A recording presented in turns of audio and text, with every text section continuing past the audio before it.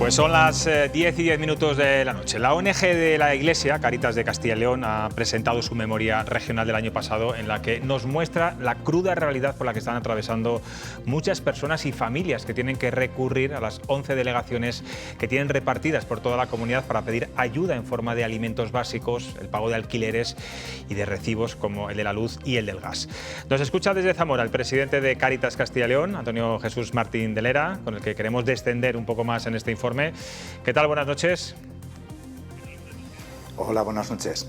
Bueno, esta memoria concluye que las personas que les piden ayuda caen en 3.000, pero ojo porque los que van lo hacen de forma más reiterada. Entiendo que esto es una mala tendencia porque lo que se refleja es, digamos, la cronificación de la pobreza. Sí, en términos absolutos las cifras comparando con el año 2021 pues arrojan que hay unas 2.000 y pico personas menos que han sido beneficiadas por Cáritas. Sin embargo, la realidad es que aumenta mucho el número de personas que piden más ayudas, con lo cual estamos hablando que, por ejemplo, pues Cáritas en lo que es el contexto de Castilla y León, en unos sitios más, en otros menos, pero incrementó sus partidas para ayudar en un 12,8, es decir, 4,5 millones más de euros que el año 2021 se destinaron en el año 2022. En total, más de 40 millones de euros destinados a ayudar a las personas en exclusión o personas en riesgo de exclusión en nuestra comunidad autónoma. Lo cual significa que... Sí, le preguntaba, entiendo que la guerra de Ucrania y la inflación habrán sido determinantes en la situación económica de estas familias, ¿no? Sí, veníamos de la crisis provocada por la pandemia, una crisis sanitaria, social, que no habíamos todavía terminado de superar, y nos vino de repente en el año 2022 esta guerra de Ucrania y con todas las consecuencias que ha provocado, ¿no? O sea, todo el incremento de precios, la inflación, la inestabilidad, la incertidumbre que ha generado y que ha hecho que muchas personas pues estén en esta situación que con los ingresos que tienen pues no pueden afrontar los gastos necesarios para llegar a final de mes, ¿no? Y esto hace pues que acudan con más regularidad a Cáritas pues demandando ayudas muchas veces en todo lo que tiene que ver con la vivienda, gastos de luz, de agua, de gas y también relacionados pues con lo que es lo más básico, ¿no? Con los gastos de alimentación. Ustedes han atendido a 65.000. Sí, le decía que ustedes han atendido a 65.000 personas que con sus familias y personas al cargo suman casi 120.000 beneficiarios. Es mucha gente, casi la población de la capital de León. Han tenido, como decía antes, que aumentar su presupuesto. ¿De dónde sacan los fondos para poder ayudar a tantas personas? Pues un tercio, un 31% de los fondos provienen de administraciones públicas, de la Junta de Castilla y León, de diputaciones, de ayuntamientos, también del Fondo Social Europeo, una parte, y el resto, prácticamente el 69%, dos terceras partes, proviene de fondos privados. Estos fondos privados pues, son fundamentalmente aportaciones de entidades privadas y también de las personas, ¿no? Que muchas veces de forma anónima, pues con su contribución, con sus donativos, con sus ayudas en las distintas sedes de Cáritas, en las distintas campañas, también por supuesto en las colectas que se realizan en las iglesias en determinados momentos, pues son lo que sustenta y lo que ayuda a que Cáritas pueda llevar a cabo esta tarea, esta labor tan importante, ¿no? Que llega a eso, a prácticamente 120.000 personas en nuestra comunidad autónoma. Respecto a los son fondos que, como digo... Sí, perdón, por continuar y por seguir avanzando. Los inmigrantes a los que ustedes también dan soporte, dicen que no entran en si son legales o son ilegales, que bueno, dicen que son todos hermanos. Entiendo que las necesidades de estas personas son distintas. ¿Cuáles son? Y yo no sé si están notando una mayor demanda de personas de otros países que llaman a las puertas de Cáritas. Pues sí, nosotros evidentemente el primer criterio que tenemos es que un inmigrante es una persona y como tal pues tiene que ser atendida, ¿no? Y también evidentemente nuestra visión cristiana pues son hermanos nuestros, hijos de Dios, ¿no? Y por tanto tienen que ser atendidos como cualquier persona que necesita ayuda. Es verdad que ellos por sus circunstancias muchas veces pues lo tienen más complicado, ¿no? Y la ayuda que demandan muchas veces es pues la ayuda inmediata de ayuda para la vivienda, de ayuda en la alimentación y después de forma específica demandan muchas veces ayuda en todo lo que tiene que ver con la documentación, ¿no? Con la asistencia jurídica y también pues con aquellos que provienen de ámbitos que no son de lengua hispana, pues con el aprendizaje del idioma, ¿no? Y ahí Cáritas pues también está invirtiendo recursos. Además es verdad que particularmente el año 2022 pues hemos atendido a muchas personas que han venido como refugiadas de Ucrania, ¿no? Fundamentalmente mujeres con niños a cargo, lo cual ha hecho que también el colectivo de personas que vienen de Ucrania pues haya aumentado significativamente, ¿no? Y que hayan demandado también este tipo de ayudas. Señor Martín, cuando una persona se acerca a ustedes a pedir ayuda, es una historia humana la que hay siempre detrás, con mochilas muy duras de experiencias debidas a sus espaldas. ¿Están detectando que están aumentando los problemas también de salud mental y que en muchos casos esto deriva en adicciones? Sí, nosotros hemos notado un aumento significativo ya a raíz de la pandemia, un aumento que va además creciendo paulatinamente y en todas las franjas de edad, prácticamente desde la adolescencia, niños con 11, 12 años, hasta personas mayores, donde aumentan los problemas que decimos de salud mental, ¿no? Y que muchas veces además se convierten en lo que está en el origen de la exclusión, ¿no? La salud mental que afecta pues puede llevar a una situación de personas sin hogar, a una situación de pérdida de empleo, a una situación muy deficitaria en lo sanitario, a una dejadez en la vida, al consumo de distintos estupefacientes o también pues a engancharse a distinto tipo de adicciones sin sustancia, que se llama, ¿no? Como puede ser el juego online, las adicciones a Internet, etcétera, ¿no? Y todo esto está generando una problemática nueva y es un problema serio, ¿no?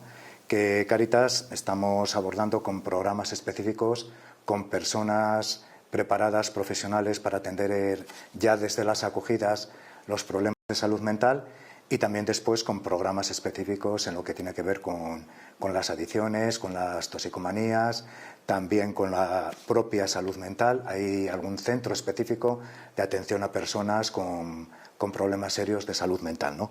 Por tanto, sí que notamos que es un problema y un factor muy preocupante que cada vez va en aumento y que además se convierte también en lo que genera después personas que están en situación de exclusión o en riesgo de exclusión social.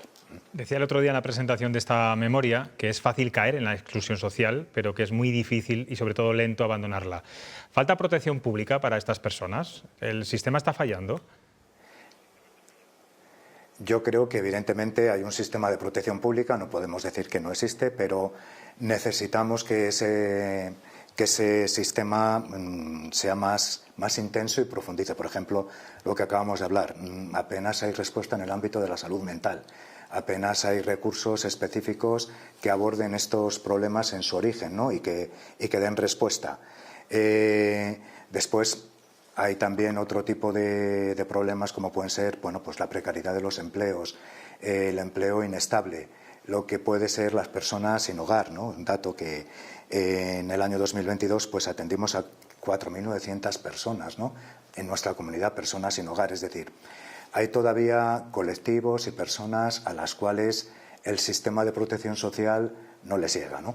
Y yo creo que es importante pues una llamada a todas las administraciones, a toda la sociedad en general, en la implicación, porque al final el invertir tiempo, recursos y medio en las personas que están en exclusión o en riesgo de exclusión es un beneficio para toda la sociedad, ¿no?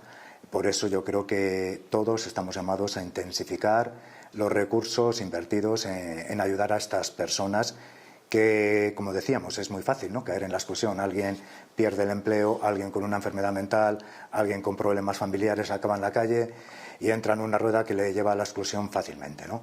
Entonces nadie estamos excluidos de entrar en esta rueda de la exclusión y por eso afecta a toda la sociedad y yo creo que hay que implicar a toda la sociedad en ello. ¿Está usted echando en falta en esta campaña electoral que los partidos políticos hablen más de estos problemas? ¿Hablar de la pobreza no da votos? Yo creo que a veces se trata de tapar, ¿no? Yo creo que no es bonito, ¿no? Hablar de la pobreza a nadie le gusta, porque en definitiva es reconocer que hay cosas que no funcionan. Y por eso, a veces, bueno, y yo creo que en campaña electoral, lo poco que he seguido, no se habla mucho, ¿no?, de la pobreza ni de las personas en situación de exclusión, ¿no? Y también, ¿por qué? Porque probablemente al final muchas de estas personas dentro de esa exclusión ni tan siquiera participan en los procesos electorales, ¿no?, ni tan siquiera votan por dejadez o porque, bueno, pues no entra dentro de sus esquemas, o porque incluso no tienen un domicilio, porque, bueno, tantas razones, ¿no? Y parece como que se obvia, ¿no? Por otra parte, es verdad que en el día a día, pues entidades sociales como Cáritas y otras, pues nos encontramos que esta realidad está y está muy presente, ¿no? Y es verdad que en el diálogo también con las administraciones y con los políticos, pues muchas veces los ponemos encima de la mesa, ¿no? Cáritas a nivel nacional y a nivel autonómico lleva mucho tiempo con los famosos informes FOESA, ¿no?, que son unos estudios sociológicos de primera magnitud que nadie discute y en los cuales pone de manifiesto pues cómo hay un sector de la población que permanentemente está en exclusión o en riesgo de exclusión, ¿no?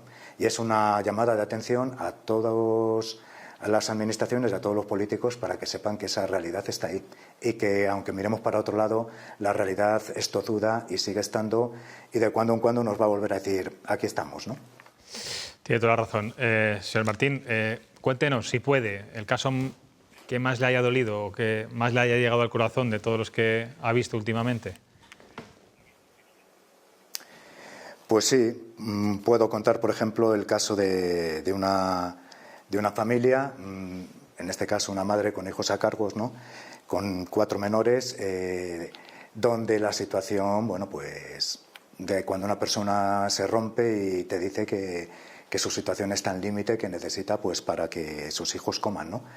Y claro, eso evidentemente como humano te toca, no te deja indiferente, te toca el corazón, ¿no? Son situaciones dolorosas o situaciones de personas inmigrantes que antes hablábamos, pues que han tenido que dejar toda su vida, toda su historia, toda su familia, ¿no?, abandonada, y jugarse la vida para llegar hasta nosotros, ¿no? Y con la finalidad no es otra que intentar, bueno, pues tener una vida digna, ¿no?, y poder ganarse la vida honradamente, ¿no? Por eso, bueno, pues son situaciones dramáticas que a veces yo digo que es bueno la empatía y el ponerse en el lugar del otro para que nos demos cuenta de que en el fondo somos afortunados, ¿no?, pero que también en el fondo, bueno, pues podemos en cualquier momento estar en situaciones similares de exclusión que nos afecten a todos. Bueno, y por eso es bueno contarlo y que la gente lo sepa. Tengo aquí en esta mesa de tertulia a 3 periodistas que conocen perfectamente Cáritas, que seguramente han escrito mucho sobre esta ONG. Empezamos por Laura Ríos, de la cadena COPE. ¿Qué tal? Buenas noches. Quisiera preguntarle, sobre todo, agradecer la labor que realiza Cáritas para ayudar a tantas y tantas familias, en este caso aquí en Castilla y León. Pero me gustaría preguntarle, ya que Cáritas es el gran colchón en el que se apoyan numerosas familias, por no decir que es el salvavidas, ¿no?, en momentos de dificultad, me gustaría saber... Ustedes también trabajan en itinerarios para acompañar y para ayudar a estas familias, a las personas más necesitadas, a salir de ese bucle, ¿no?, de la pobreza. Cuando hablamos de cronificación, ¿es posible salir? Y sobre todo, ¿cuál es la principal dificultad, el principal escollo con el que se encuentran estas personas para salir de esa situación? Pues hola, buenas noches. Mira, en primer lugar yo creo que es difícil salir, como antes decíamos, ¿no?, pero la gente no quiere estar en exclusión. Normalmente la gente no quiere vivir de rentas, ni de subsidios, ni de ayudas, ¿no? La gente quiere ganarse la vida, ¿no? En este sentido, Cáritas, llevamos mucho tiempo apostando por todo lo que tiene que ver con el empleo y con la economía social, ¿no? De hecho, en las personas que fueron beneficiadas en nuestros programas de empleo en el año 2022, pues fueron 13.500, ¿no? Y esto lo hacemos porque creemos que el empleo, y un empleo digno, es una apuesta importante para que las personas salgan de la exclusión y se integren socialmente. Para ello, la orientación laboral, la formación básico e importante, ¿no?, y la formación sobre todo práctica y en los ámbitos donde es posible en nuestra comunidad autónoma encontrar empleo. Y después lo que tiene que ver con toda la intermediación laboral, es decir, servir de puente entre estas personas y las empresas o los particulares que necesitan contratar personas para trabajar, ¿no?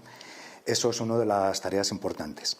Al mismo tiempo, en este ámbito de la economía social, la propia Cáritas, bueno, pues estamos generando empleo. Son cerca de 900 personas las que trabajan, ¿no?, directamente en nuestras Cáritas y las que están también aportando este empleo. Y al mismo tiempo, decía, dentro de lo que es la economía social, pues tenemos las empresas de inserción, 7 ya en este momento, constituidas en distintos puntos de la comunidad autónoma y algunas que están en este momento en proceso de constitución.